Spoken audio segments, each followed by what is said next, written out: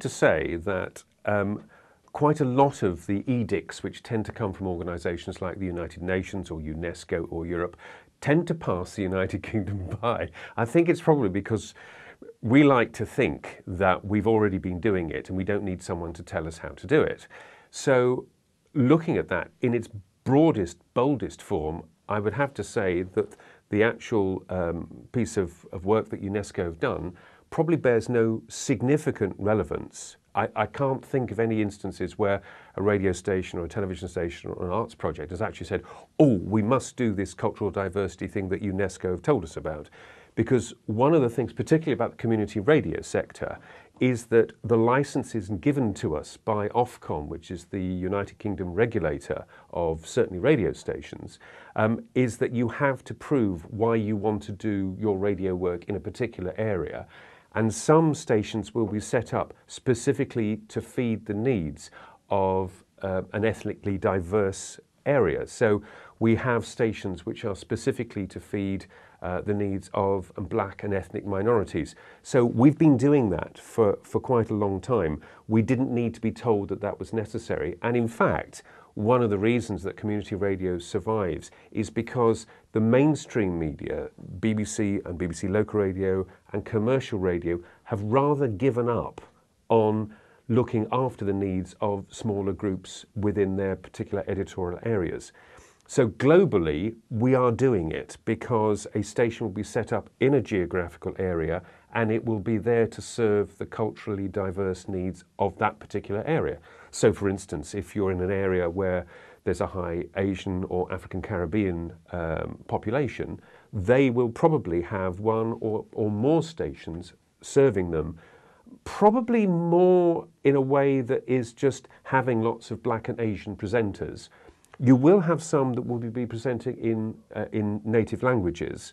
You will also have stations set up specifically to serve particular faith-based groups. And in the United Kingdom, you can apply for a short-term license, an RSL, which often stations are set up just for Ramadan.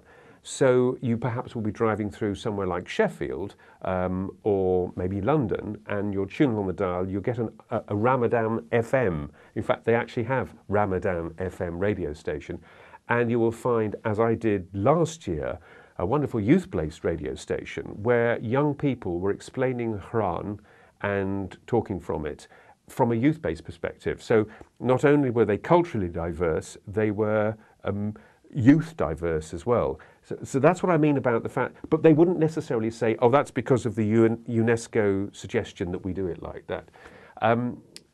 You'll also find that in the United Kingdom, as well as serving the needs of the black, Asian and other communities, there's a Chinese radio station in London, we also have set up, particularly in Scotland, in the north of the UK, stations which will be in native languages, and also in Northern Ireland as well.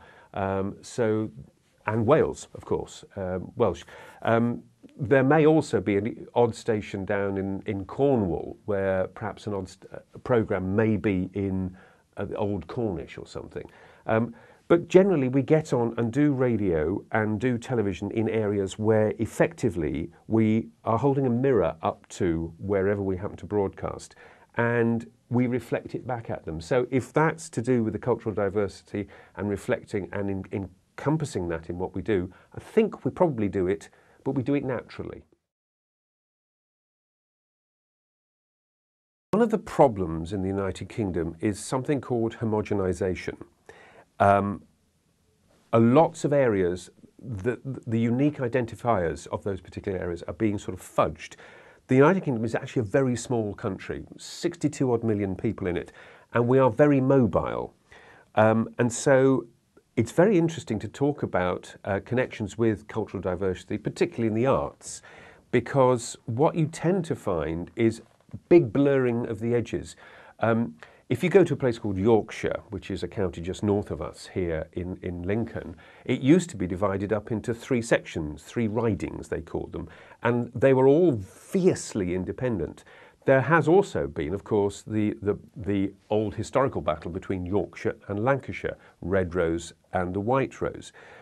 My feeling now is that actually we are much broader in our vision of cultural identity. So if we look at music, a particular passion of mine, could I say there's something quintessentially British about our music? Well, from a classical point of view, in the middle of the 20th century, I might have said yes. I think now, because of the internet, it's quite blurred. So a show on a radio station here in Lincoln looking at, say, punk music, which we actually have one starting, will sound very much like one done in Bradford or Manchester or London. There isn't, the diversity doesn't come about. It actually now comes about because people, I think, are bored with the broad spectrum of music, particularly popular music, and they actually are looking for things that are slightly different. One of the first programs that Siren FM had was a soul music program, and it was Northern Soul. So it's Motown, but that which grew up in Manchester and that area, but it's been transposed by someone who's incredibly passionate about it here in the East Midlands. And she's been running this program. It's the longest running program. It's an online program. So I think what you will actually see in terms of music is the internet is now actually providing an opportunity for that diversity. In audiovisual terms, yes, community radio stations may do that. The BBC and BBC local radio stations won't be doing that, primarily because all of their specialist music programs they used to have in the evening have now disappeared. We've taken over the folk banner in the East Midlands because there is no folk programme on any of the BBC local radio stations. We have one here. We have soul, as I've explained. We also have a punk programme coming. We have rock. But then there are all sorts of different iterations of rock. In terms of the visual side of that, how do we express visual identity? I'd find it very difficult to answer because local TV and hyperlocal TV is a brand new area, particularly with the possibility of setting up micro stations which would just serve one particular area, like Lincoln, like Hull, like Nottingham, in a way that the BBC and ITV don't. But that's in its barely got off the ground, and I have seen nothing in any of the programming ideas that says, oh, we'll have a locally focused arts program or a locally focused music program or a poetry program or something like that. It just won't happen. We actually have a spoken word program. We have the Reading Room on this radio station, and that's recently had an outside broadcast from one of our theatres. And we've had on that program quite a few local writers who delivered their particular work. It was fantastic. I mean, these writers are in their 20s and 30s. They will never be published, or very unlikely to be published, unless it's by a vanity publisher. But we got their work out there. And it's in those small pockets that this work goes on. And we do it because it's where we are, not because we see this as part of a grand plan. The biggest overriding problem is the fact that doing anything to do with cultural diversity and focusing on it, there is a cost implication. Radio stations, television stations cost in this country a huge amount to set up and to run. And if it's the difference between paying the license to play music on your radio station or paying someone to go out and make a nice hour-long documentary on some very specific piece of work that's going on in Bradford or Hull or Cornwall, you're going to pay the license to keep the radio station on the air. You're not going to pay for that project work. There are pockets of money, and part of the job of the CMA is to find pockets of money that will enable exhibitions to take place that could be groundbreaking, that could bring together an artist, and a musician, or groups of artists, groups of musicians, a radio station, people who make films, and it could bring them together and say, look, this won't pay anybody's wage, but it could pay some expenses to bring something together like that.